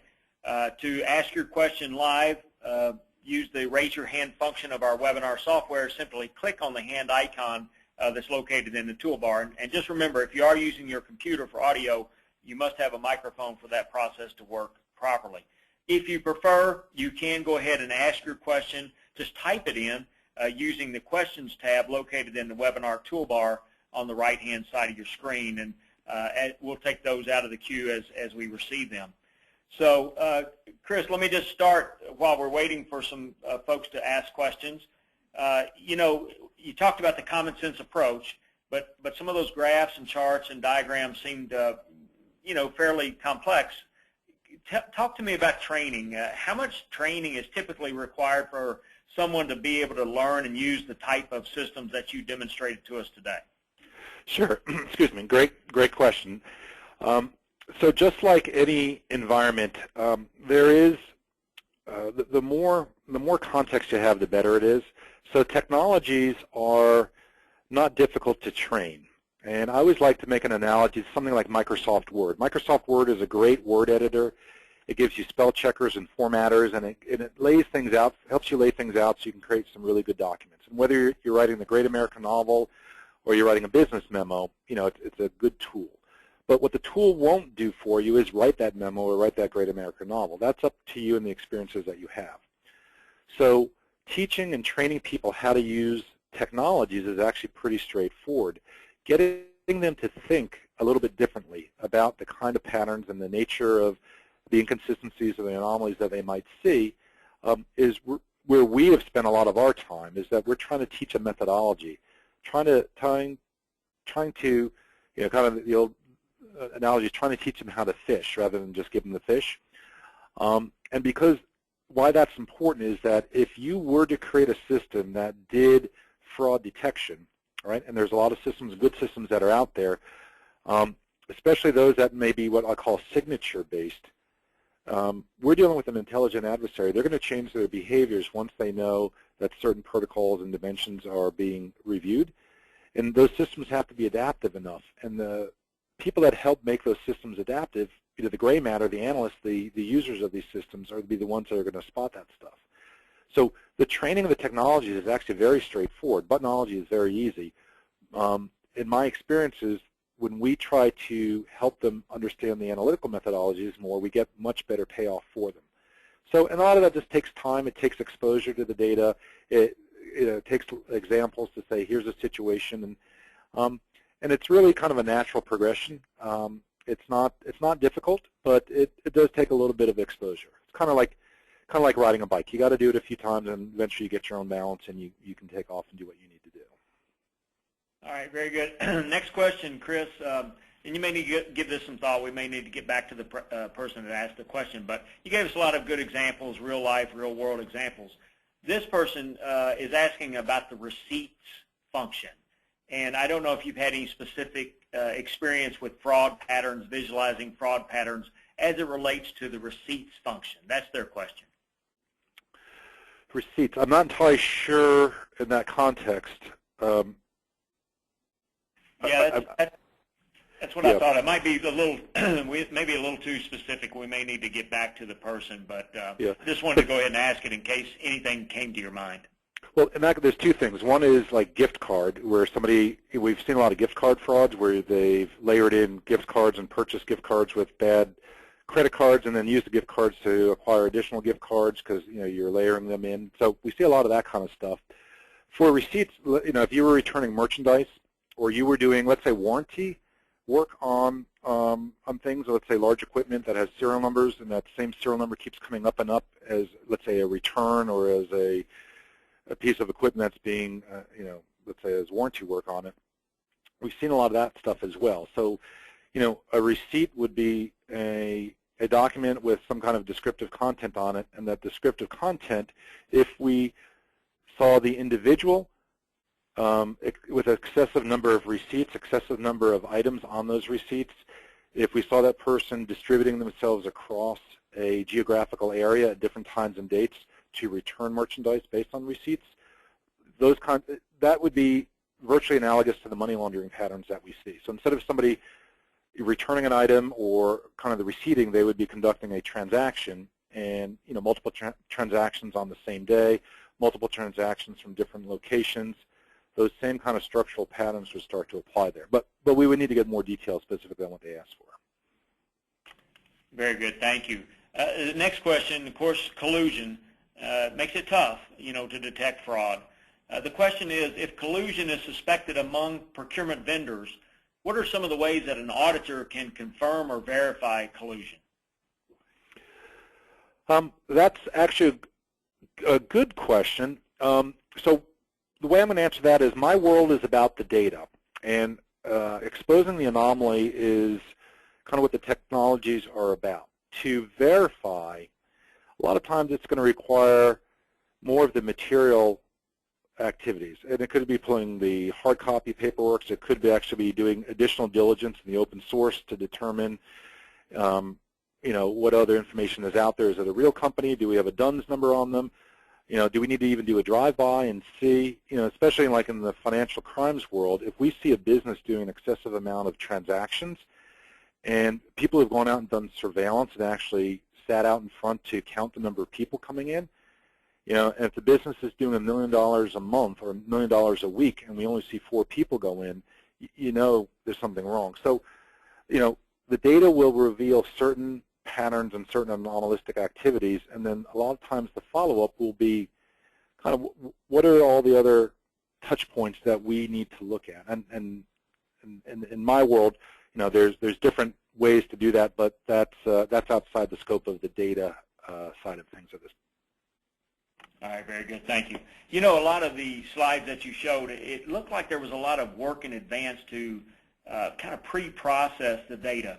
You know, using some of the approaches you talked about today, does it require a pretty significant amount of time to pre-process the data to be able to identify some of the patterns that you outlined today?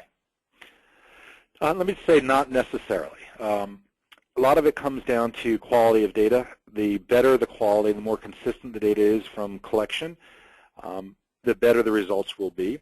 If there are certain things that are, let's say, certain metadata calculations that we want to have pre-represented, then we can pre-process the data. We can re-standardize the data. You know, a lot of times addresses are very, there's a lot of variation in addresses. And going through and cleaning up addresses sometimes is worth the time and effort to do, so we can see where we've got co-location and, you know, even geocoding the addresses so we have, you know, accurate, you know, street or rooftop encodings can really make a difference on things. So a lot of times it's going to depend on the data. If we're dealing with human collected data, it could require a little bit of extra work, but not necessarily an extensive amount. Machine collected data is going to be much more consistent. But it also depends on how many different sources we might have access to, how we want to integrate those sources together, and what kind of metadata do we want to derive from them if it can be done in a, you know, does it require a pre-process or not? And then certainly how quickly does the data change too? How often do we want to refresh or deal with that? So I kind of sound like a, you know, like a lawyer here. I'm not giving you a yes or no. I'm kind of giving you a it depends, because a lot of it is based on the circumstance and the nature of the data that we've got. But I have dealt with environments where we've walked in, coupled right to the data, never did any pre-processing, and just started pulling patterns out, you know, within 10 minutes of seeing the data. So a lot of it just comes back down to the quality of the results that you're getting from the data that's being presented. All right, thank you. Next question. To perform the analytics that you've kind of shown us today, does the data get duplicated or stored in a separate repository? That'll depend on the manufacturer or the developer. So in the marketplace, there's a number of systems that are out there, and certainly a lot to choose from. Some of them will require you to process your data out of your systems and re-implement it or re-represent it into their platform. Others, like the platforms that we have here at Raytheon, are a federated query, where the queries are sent to each of the platforms in a dynamic and kind of a real-time fashion, and are able to essentially harmonize the data on the fly. So some systems do, other systems don't. There are pros and cons to both of them. A lot of times it will be cost and overhead related to setting up those systems, and it'll depend on, at the end of the day, kind of how do you want to operate within your environment. You know, duplicating data, every time you make a copy of the data, the integrity can be compromised. There's security issues. There's what I call latency issues. There's a lot of different things. And if you've got many, many different copies of your data, that could start to get very expensive. Very good. Next question, just in a couple of questions, actually. In monitoring for vendor fraud, what test would you recommend companies implement first? And then secondly, how would you go about understanding the risk and controls in place in a business environment? So I would immediately jump in to look for commonalities. Find everything that has common addresses and phones and faxes, ID numbers, you know, employment ID numbers, DUNS numbers, anything where we've got touch points. I would try to find common ownership, if that was available, if you had the sources for that. All of the things that would relate to that. I would go into the open source as well and just do a little bit of diligence there too, because what they submit online versus what may be out on a web page or in other reviews. So I would do some of that. Now it also depends on the size of the organization and how much, how many vendors they have and how much change is in effect there. And the second part of that question, restate. Second part is just how would you go about understanding the risk and controls in place in a business environment to help identify some of the vendor fraud? So when I've looked at that stuff in the past, I've seen all sorts of variations on how vendors have been set up. Some in the vendor master files, where, like I said, we've got the same vendor in there, multiple, if not dozens of times. It's kind of like cleaning out the junk drawer in your kitchen. You throw all your user manuals in there, all your tchotchkes. Every once in a while, you want to clean that out. You need to go through and verify, are these vendors still active? Do we have potential duplication in there? If we do we have a justification of why they're in there more than once, right? Hey, he's in here. This vendor ID is for their special projects. This vendor ID is for their government rates, whatever it might be. So cleaning that up is an important aspect of managing the vendor file. Also looking at the frequencies, looking at the behaviors. What vendors are we using? What vendors are we underutilizing? And just using some aggregate reports to determine when are we using these folks. There's also going to be the way in which the vendors are being utilized. And coming back to those temporal grids, are there certain time frames where we have more, let's say, orders? And this could be something just for even negotiating better rates. If you have a period of time where we've got a lot more interest or a lot more activity, you're going to be putting a lot more orders in for something, there could be better negotiation terms. I was just looking at some stuff for a property and casualty insurance company, and I looked at when the renewal rates were, and this company's renewal rates were in the first 3 months of the year. Super heavy renewal rates all in the first 3 months. And in that case, is that good or is it bad? Is that when they need to have more people in the infrastructure to handle the calls and to do the follow-ups versus later in the year? So understanding just the behavior and the activities there is going to be important as well. Understanding also, again, if there's dependencies among them. Are there certain shippers, depending on the level of detail you got, are there certain shippers that only work with certain vendors? Are there do we have a good enough representation? Do we have, if we're buying pallets of X, Y, and Z, do we have more than just one vendor as a backup in case there would be, a shortage at some point? So there's going to be a lot of different touch points there, but that's generally how I pursue that. And again, there's not one right answer. There's going to be a number of different ways to deal with that. Very good. Let's take one more question, and then we'll wrap up. People always wonder about cost. Are the technologies used to find these types of patterns expensive to implement? So that's kind of like asking how long is a piece of string. It's a great question, and the technologies don't have to be expensive. You certainly can get quite expensive on them. And what I'll say is if you look at the studies that exist out there, a lot of times you'll see that for every dollar invested in kind of fraud detection or compliance-related things, you'll see between $5 and $15 returned in savings from detecting the fraud or restricting or reducing fraud. And that's a pretty good return on investment. So, there are big companies that have huge enterprise systems that they can implement and look at lots and lots of different facets of the organization. And there's other smaller, medium-sized companies that only look at very specific things. So the answer to that question is these don't have to be expensive platforms. You can certainly spend millions of dollars on a system, but you can also spend tens of thousands to a couple $100,000 to place in a system, with the expectation that if we are looking to a 5 to 15 return on investment, that you would know very quickly if the ROI was there and if the investment was made properly.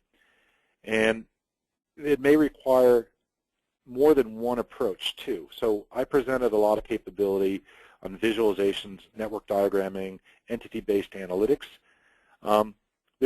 That's one way to deal with analysis. There's going to be other ways as well. So you may want to have a multi-layered approach, not overspending on any one system, but having a good balance to help identify the different kinds of activities and the different kinds of patterns that you want to be looking for. So I wouldn't roll all my eggs in one basket. I would diversify and pick potentially multiple systems that would help me ensure that I was covered. All right, very good. Thank you so much, Chris. Let's go ahead and wrap up. We are at the appointed hour, and that concludes our webinar on visualizing fraud patterns, exposing the hidden threats. I'd like to thank Chris so much for sharing his knowledge and experience with us today, and many thanks to Anna Peniston of our staff here at NASACT who helped make today's event possible. And of course, I'd like to thank all of our participants, all 135 different locations across the United States as well as Canada for participating today. Just a couple of housekeeping things to wrap up. Just as a reminder, for those of you who wish to claim CPE for today's training event, please don't forget to complete and mail your CPE forms as well as the sign-in sheet to NASACT. The mailing address is listed at the bottom of your sign-in sheet. And for those of you in group settings, please don't forget to have your room monitor sign the sign-in sheet attesting to everyone's attendance. And for those attending individually, please respond to the final attendance check that will be in your chat toolbar.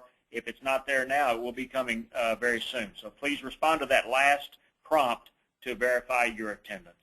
One last thing, we are using an electronic evaluation form in an effort to make our processes more efficient. Room monitors in groups, please make sure that you provide the link to the evaluation form to everyone in your group.